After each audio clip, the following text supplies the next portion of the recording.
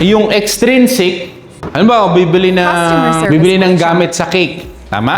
Tama, malalaki yung gamit. Kailangan nila yung equipment sa pang-cake. Ano naman yung intrinsic na hindi nila sinasabi sa inyo pero kailangan nila? Dapat yung bagahe, yung box, or yung tali, kumpleto. Kung paano nila iuwi din yung item.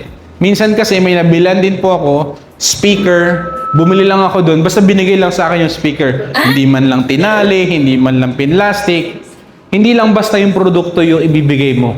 Paano siya makakauwi, dala-dala yung produkto niya. So yun yung mga intrinsic, yung hindi niya sinasabi. Halimbawa po, sa restaurant, kakain ng mang inasal. Ang ganda din dati na dinadala na sa iyo yung pagkain tapos yung mantikang chicken oil, alam mo nandyan lang, abala na yung pumunta ka pa doon tapos babalik ka. Yun yung intrinsic, yung hindi sinasabi pero kailangan natin sa customer service. Ask Coach Vinci.